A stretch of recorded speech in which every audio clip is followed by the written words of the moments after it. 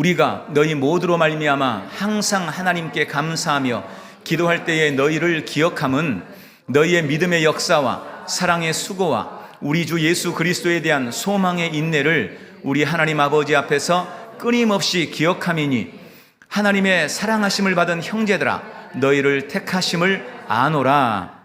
아멘. 오늘도 주님의 은혜와 축복이 함께할 줄 믿습니다. 오늘 본문 데살로니가전서 1장 2절부터 4절을 말씀을 중심으로 해서 이런 교회 되게 하소서라는 제목으로 함께 은혜 나누겠습니다. 제가 우리 순복음 신당교회 새로운 창립과 또 취임 예배를 준비하면서 하나님께서 우리 신당교회를 향한 뜻이 무엇인가, 주님은 우리 교회를 통해서 무엇을 기대하고 계실까를 자꾸 또 계속 물었습니다.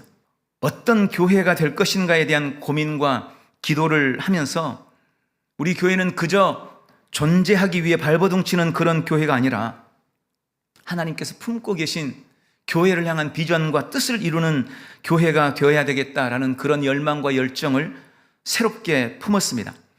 그래서 지난주에는 교회의 본질에 대한 말씀으로 함께 은혜를 나눴습니다. 교회는 그리스도의 터 위에 세워졌고 하나님의 계시로 말미암아 출발했으며 교회의 주인은 주님이시고 교회의 주인이신 주님이 강하시기 때문에 음부의 권세가 절대 넘볼 수 없다.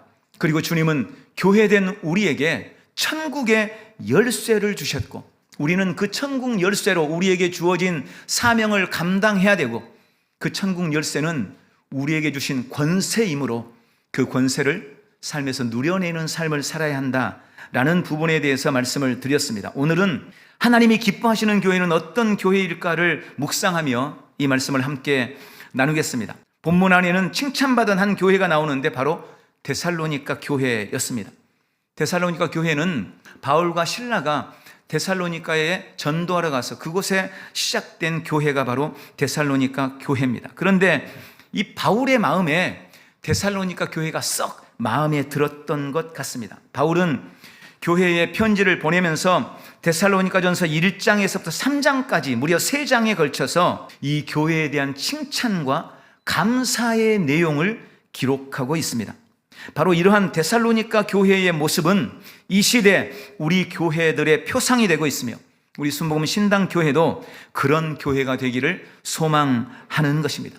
데살로니가 교회는 어떤 교회였을까요? 그리고 우리 순복음 신당교회는 어떤 교회가 되어야 할까요?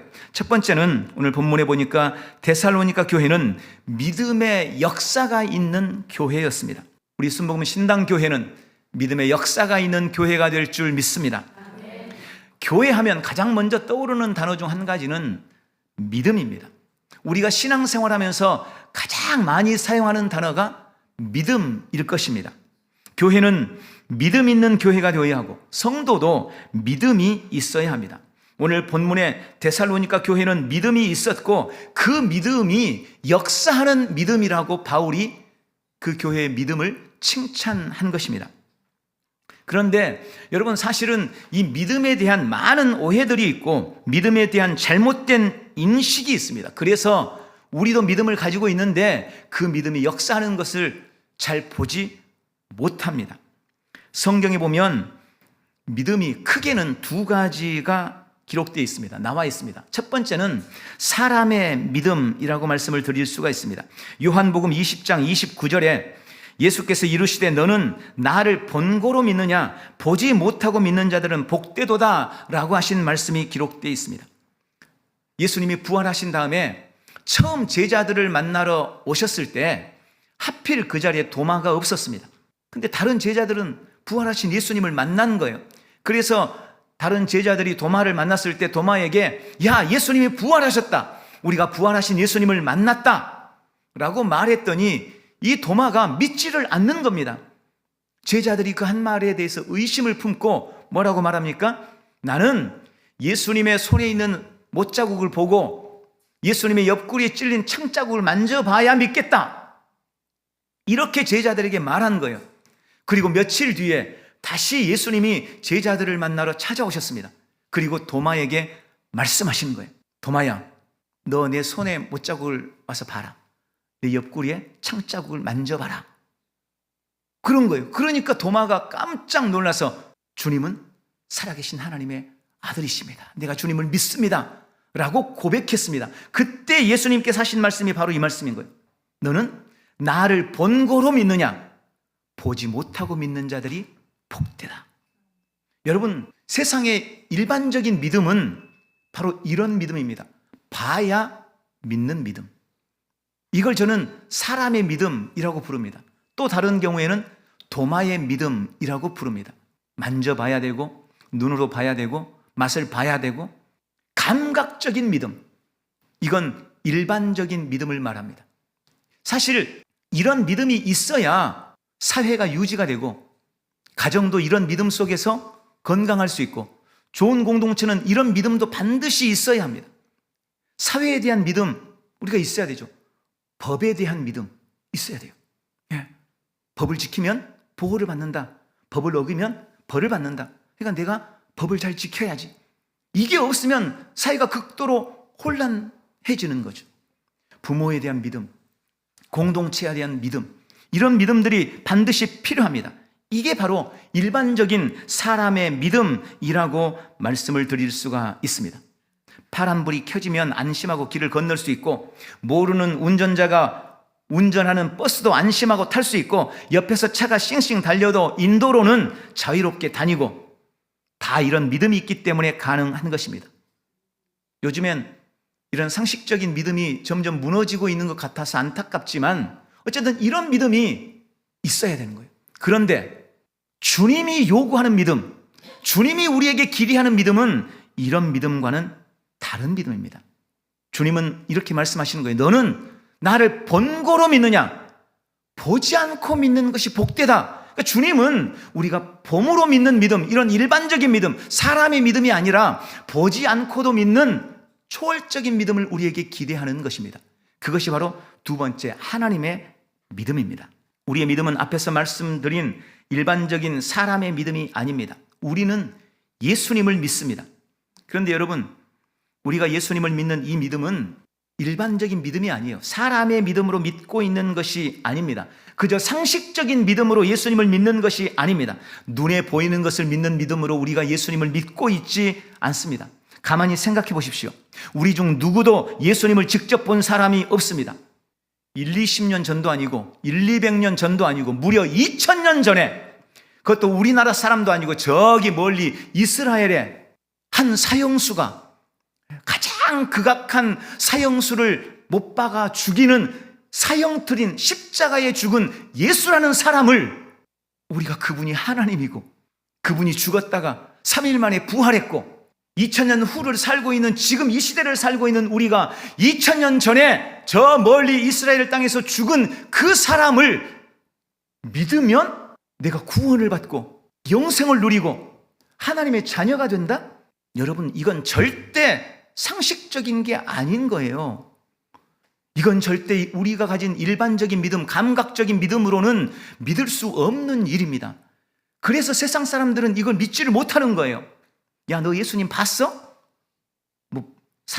죽었다고 부활했다고? 너 봤냐고? 사람들은 우리에게 그렇게 말해요. 그런데 여러분, 놀랍게도 신기하게도 저는 그것을 믿습니다. 2000년 전에 죽은 그분이 하나님의 아들이시고 그분이 하나님이시고 그분은 죽었다가 3일 만에 부활하셨고, 내가 그 사실을 믿음으로 나는 영생을 얻었고 천국을 소유하고 있다고 나는 그걸 믿고 있어요. 이상하게 그게 믿어져요. 여러분도 그것을 믿습니다. 그래서 이 자리에 와서 함께 예배하고 있는 거예요. 이게 우리의 상식적인 믿음으로 믿는 것이라고요? 아닙니다. 우리가 예수님을 믿는 것은 상식적인 믿음, 사람의 믿음, 감각적인 믿음으로 믿고 있는 것이 아닙니다.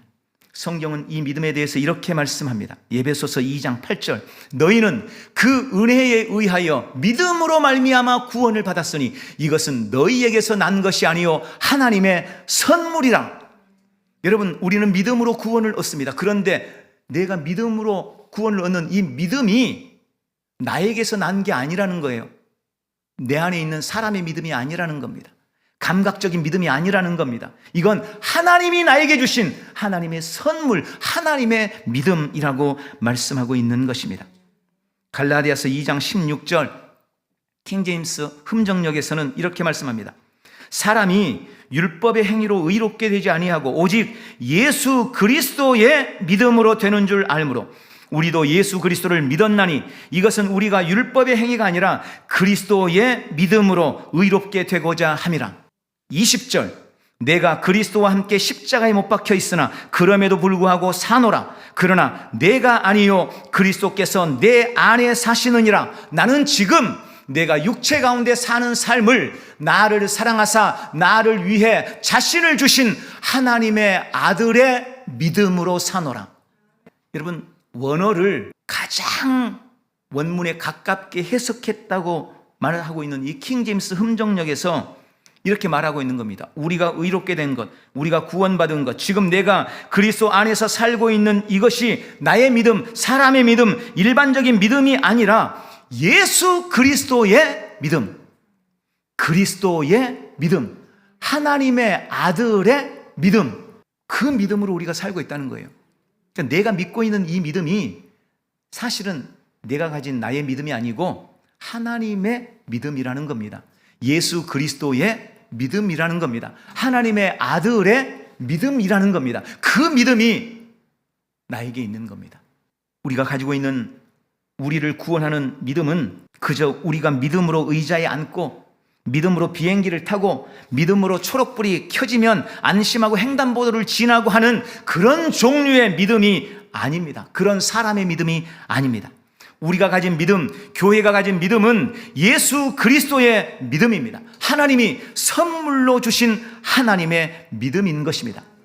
로마서 12장 3절은 이 부분을 정확하게 설명해 줍니다.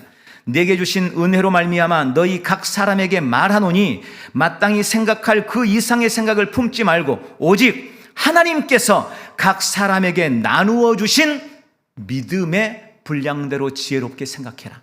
하나님이 각 사람에게 믿음을 나누어 주셨다는 겁니다. 여러분, 내가 가진 믿음은, 여러분 안에 있는 믿음은 하나님이 나누어 주신 믿음입니다.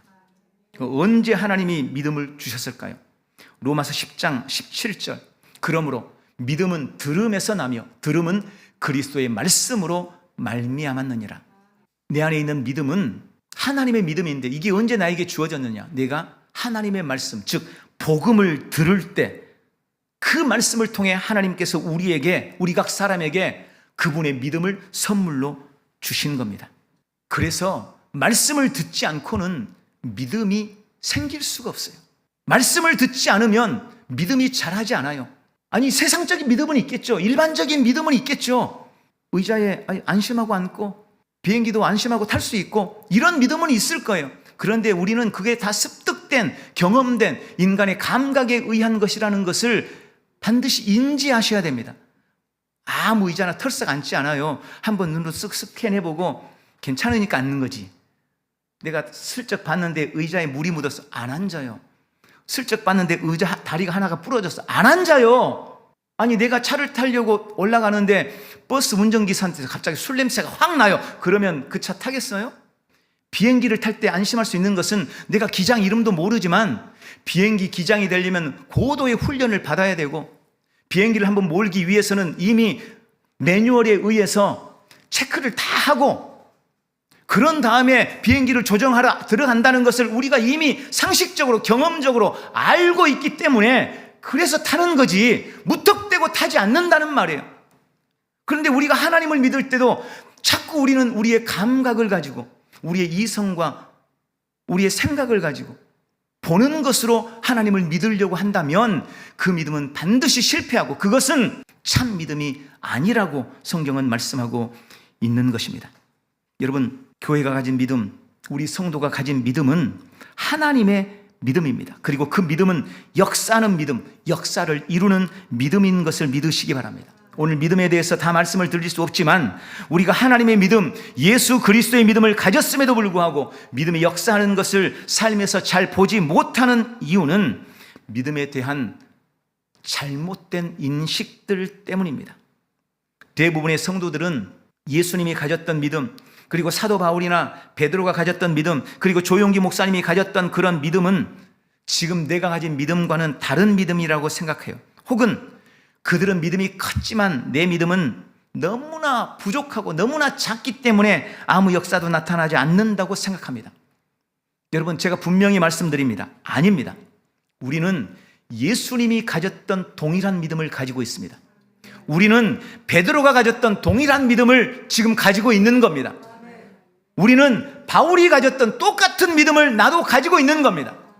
우리는 위대한 믿음의 선진들, 조영지 목사님 같은 분들이 가졌던 그 믿음, 똑같은 믿음을 지금 나도 가지고 있는 것입니다. 그래서 예수님께서도 요한복음 14장 12절에 내가 진실로 진실로 너희에게 이르노니 나를 믿는 자는 내가 하는 일을 그도 할 것이요 또한 그보다 큰 일도 하리라. 바울이 예수님과 똑같은 믿음을 가졌기 때문에 예수님이 하셨던 일을 바울이 했던 겁니다.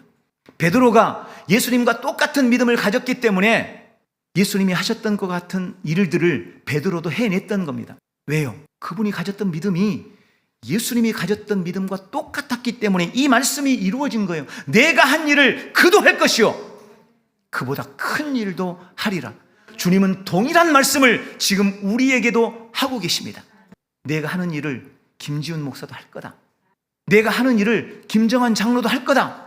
내가 하는 일을 순복음 신당교회도 해낼 것이다. 아니, 그보다 더 큰 일도 할 것이다. 우리는 예수님이 가졌던 동일한 믿음을 가지고 있고 그 믿음은 반드시 역사하는 믿음인 것을 믿으시기 바랍니다. 우리 교회는 반드시 그 믿음의 역사를 보게 될 것입니다. 오늘 그런 결심이 우리 모두에게 있기를 주님의 이름으로 축원합니다.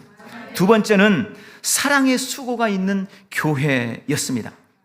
여러분, 성경을 요약하면 한마디로 말한다면 사랑이에요. 성경을 쥐어짜가지고 즙을 내서 압축하면 사랑만 남습니다. 사실 이건 예수님도 그렇게 인정하셨어요. 온 율법과 선지자의 강령이 사랑이니라. 여러분, 사랑 안에 다 들어가 있는 거예요. 사랑하면 십계명이 저절로 지켜져요. 사랑하면 구약 613가지 율법이 저절로 지켜지는 거예요. 사랑이 모든 성경의 축약입니다. 예수님은 데살로니가 교회가 사랑의 수고가 있는 교회다 라고 말씀하셨습니다. 주님은 우리를 사랑하시되 그야말로 죽음을 넘는 그런 사랑으로 우리를 사랑하셨습니다. 그렇게 우리를 사랑하신 우리 주님이 우리에게 요구하는 건 역시 사랑입니다. 예수님이 자신을 배신하고 부인했던 베드로를 다시 만나셨을 때 그에게 가장 먼저 확인했던 것이 야, 너 나 여전히 믿고 있냐? 이거 아니에요. 너 열심히 11조 하냐? 이런 거 아니에요. 너 나를 사랑하느냐? 이걸 물으셨어요. 예수님은 지금도 우리에게 그게 가장 궁금해요. 너 나를 사랑하니? 네가 나를 사랑하니? 주님은 그걸 가장 궁금하게 생각합니다. 그런데 여러분, 우리의 본성으로는 사실은 하나님을 사랑할 수가 없습니다. 사람은 너무나 이기적입니다. 사랑한 것 같은데 결정적인 순간에 배신합니다. 왜 그럴까요? 참 사랑이 아니기 때문에 그렇습니다.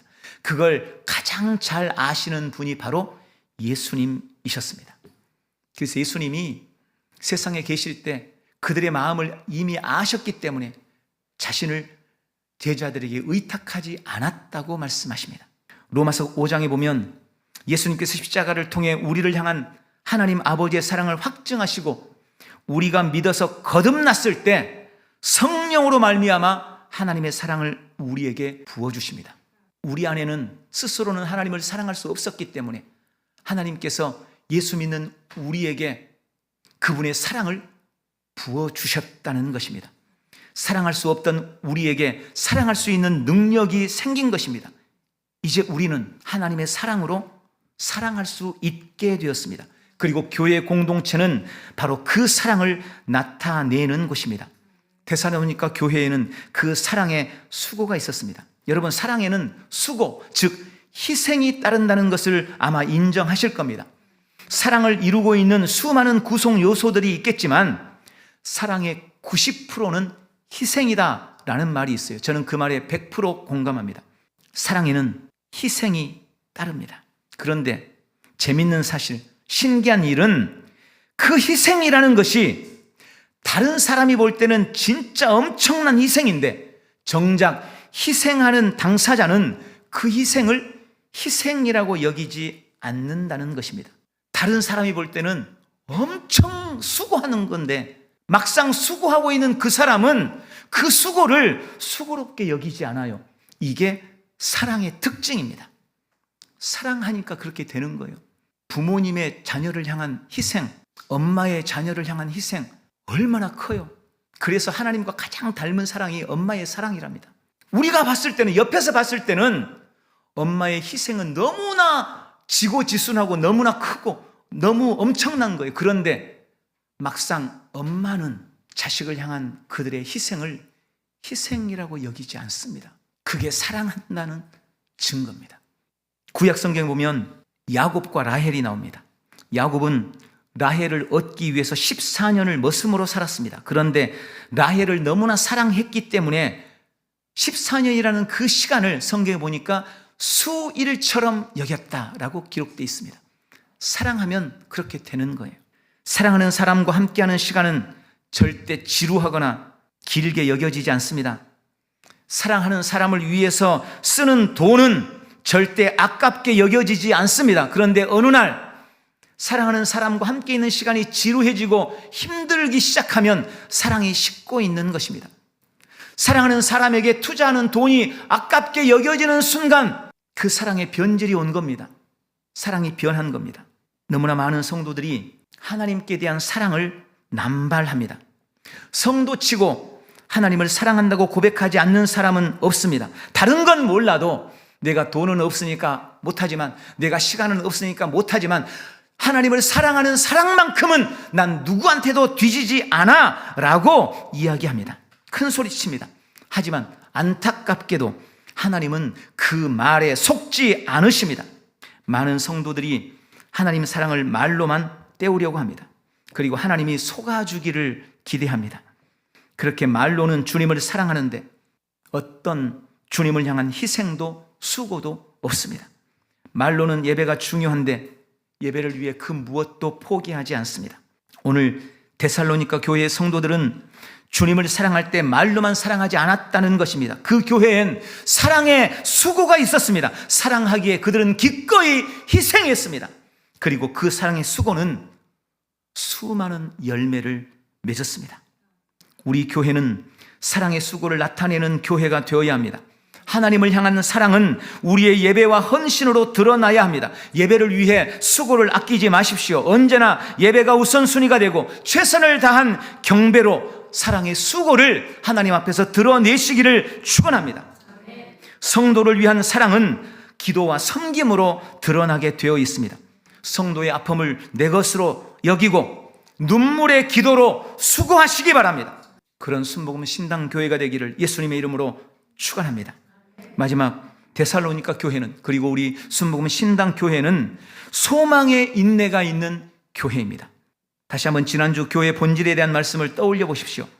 하나님께서 그리스도의 터 위에 교회를 세우시면서 무엇을 기대하셨을까요? 주님이 음부의 권세가 이기지 못하는 권세를 교회에 주면서, 천국 열쇠를 교회에 지워주면서 무엇을 기대하셨을까요? 이어지는 오늘 본문 9절 10절에 보면 하나님은 교회를 통해 계속해서 무사람들이 우상을 버리고 하나님께로 돌아오고 살아계시고 참되신 하나님을 섬기게 되며 장래의 노하심에서 사람들을 건져내기를 기대하신다고 말씀하십니다. 여러분, 이것이 주님이 교회를 세운 이유입니다. 이것이 교회된 우리의 사명입니다. 이것이 우리 교회의 소망입니다. 저는 우리 순복음 신당교회를 통해 다시 이 지역의 수많은 영혼들이 하나님께로 돌아오고 그들이 살아계시고 참되신 하나님을 섬기게 되기를 소망하고 있습니다. 또한 우리 순복음 신당교회에 속한 모든 성도들이 예수 그리스도를 믿는 믿음으로 말미암아 그 믿음이 주는 구원의 은혜, 우리 안에 있는 생명과 우리 안에 있는 건강과 치유와 우리 안에 있는 번영과 형통의 은혜를 우리의 삶의 자리에서 실제가 되어 나타내도록 하는 승리의 삶을 누리기를 소망하고 있습니다.